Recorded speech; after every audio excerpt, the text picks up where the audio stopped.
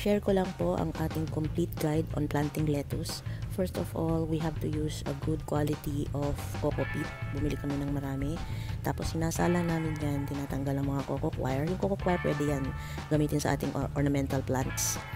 Ito namang coco peat ay hindi po ito yung coco dust kaling po ito sa coco husk na ginigiling yan para madurog at yan ang pinakalupa ng ating lettuce.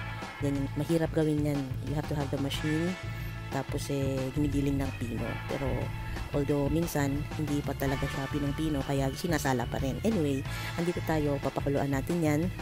Pakulo tayo ng tubig and we have to sterilize that for 30 minutes per batch para mamatay ang mga bakterya at maging healthy ang ating mga lettuce at malayo sa mga sakit, fungus o kung anumang mga sakit na maaaring mangyari habang lumalaki ang ating lettuce. So pagka nailagay nyo na lahat, tingnan nyo kung kaya nyong haluin. Pagka medyo madami pa siyang tubig, pwede pa kayo magdagdag ng coco peat. Tapos halu-haluin lang. After 30 minutes, pwede nang hanguin. So ito na, naka-sterilize na tayo. Sasalain na natin siya. Tatanggalin ng mga tubig, although hindi natin na matatanggal lahat. At least mabawasan pag sinala. Mainit pa kasi. Sige lang, sala lang. Tapos ilalagay natin sa isang container yan. Yan, ganyan. Para dyan natin i-stock ang ating coco peat. So, lagay na natin dyan. Tapos, ang ginagawa ko, separate container, maglalagay ako ng tubig. Lalagyan ko ng calcium nitrate ang tubig na to. Tapos, dyan ko ilalagay yung coco peat. Haluin ko muna syempre. Tapos, dyan ko ilalagay yung coco peat na sinala ko. Tinanggal ko yung tubig na pinagpakuluan. Ayan, lalagay kong ganyan. Bali second batch na to kasi hindi ko nakuha ng video yung first batch. Bababad ko siya dyan for at least 2 days. Tapos nyan, pwede rin siyang hanggang kahit na 7 months na ibabad mo dyan, hindi mo nagamit, pwede pa rin yan. Tapos yan, kababad lang siya dyan, ilagay ko lang siya sa loob ng container na nakatakip. Tapos ngayon, ready na akong magtanim. Sasalain ko na naman siya. Lalagay ko siya sa isang yan, planggana. Pipigain. Kasi ready na akong magtanim ng mga buto. Pipigain ko din siya. Hindi naman siya pigang-piga. Kailangan mag-iwan pa rin tayo ng kaunting juice niya para ma-absorb ng ating seeds. Then ito na yung mga napiga ko. Pero ang ginagawa ko dyan, binubuhab-hab ko pa rin sila. Para hindi masyadong siksik ang pagtataniman ng seeds para meron silang air at maganda na naman ang magiging tubo ng mga roots. Ngayon, sa aking seedling tray, ilalagay ko na yung mga napiga kong coco peat. Diyan ko na ilalagay ang mga seeds. Then, pag nailagay na natin lahat ng coco peat sa mga tray, yan na, ilalagyan na natin ng seeds. Lettuce seeds. Make sure na pipili tayo ng magandang quality. Ito, Estrosa to by Elza Seiden. In-order sa Shopee or Lazada. Yan. I think, piso ang isa niyan. Kung hindi ako nagkakamali, 75 cents to piso. So, iisa-isahin natin yan nilalagyan. At dahil sa masyado siyang maliliit, sinachani ko siya. Ayan. Tapos, ito na yung finished product. Parang wala lang, hindi makita kasi. Pero ito, Olmeti, itong variety na to. Medyo, siya, pelleted at tsaka nakikita. So, pagkatapos nyan, isprayhan agad natin ng tubig. Pagkatatlong araw, tutubo naman na yan. Pero habang wala pa akong nakikitang mga cotyledons, ini-sprayhan ko pa rin siya. Isa sa umaga, isang beses din sa gabi.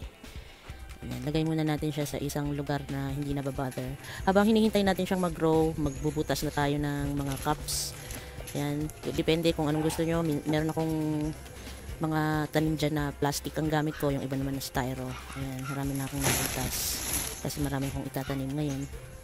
Ayan. At after 3 days, eto na ang itsura nila. Pumutok na. Tapos ayan, ano na ni mama yan. Ta-transplant na niya, lalagay na sa cup, isa-isa. Tapos ipo-bottom drenching natin siya ng nutrient solution na may 400 ppm at 5.5 to 6.0 pH. Ang gamit naming nutrient solution is Kiss by Katanim, Sir Marvin Baeza. Thank you so much. Kaya healthy ang ating mga lettuce dahil sa kanyang Magic Kiss. Ayan. Yung full strength naman ay pagkatapos na natin siyang i-transplant. Magtataas na tayo sa 800 ppm na meron pa rin 5.5 to 6.0 pH. Sinusukat ang ppm at pH through pH meter. Sa susunod na lang ako mag-video about this. Pati sa paggawa ng Kiss Nutrient Solution kasi solution A and B yan. Yan. So, sa aking system, meron akong NFT Yan yung mga nilalagay sa mga tubo. Gamit ko ay 2-inch PVC.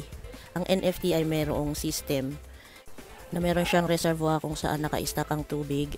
So, dyan sa tubo ng mga puti, daan papunta ang mga tubig na umiikot. Yan ang reservoir. Umiikot sa system. Tapos, balik na naman. Yan. Meron siyang pump dyan, electric pump. Tataas yung tubig dyan sa blue pipe. Pataas siyang ganyan, pataas, papunta doon. Paliko-liko, diretso na naman, diretso. Tapos, papunta na naman siya sa mga table, sa mga beds. Tapos, balik na naman siya sa reservoir. Yan. Bali, split yung aking supply ng tubig dahil dalawa yung table. Ay, tatlo nga yung table. Yung isa, dalawa, yung isa. So, ayan. Ang dinadalo yan ng tubig. So, yan. Hydroponics kasi, kaya hydro, tubig. Diyan nababasa ang ating mga ugat. Yan ang kanilang buhay. Ayun. Ito naman ang Kratky method. Yan ay may tubig din sa ilalim ng mga styro boxes na yan. Andiyan ang mga nutrients. Meron tayong Kiss nutrients from Katanim. Kaya magaganda ang tubo ng ating mga lettuce dahil maganda ang ating nutrient solution. At every early in the morning din ako nagfo-foliar. Foliar is plant feeding through leaves. So hindi lang sa roots tayo nag-feed ng nutrient solution, pati rin sa leaves. Pero ang gamit ko dito ay seaweed extract. Ito po ay pampaganda ng bulas ng mga lettuce, mga leaves. At ang pagpupulya po ay mist lang po siya. Hindi po siya nagpapaligo ng mga dahon. Dapat mist lang para maiwasan ng pag-develop ng fungus. Ito po yung seaweed extract na ginawa ko. Meron po akong video kung paano ito gawin. So, yan. Medyo, ano na to, 30 days plus na. Hindi ako nagki-keep track ng mga days. Basta kung malaki na, pwede na siyang ibenta. Ayan, maganda ang kanyang tubo. Ayun. So, meron na tayong lettuce. Happy planting, happy growing, and happy healthy eating.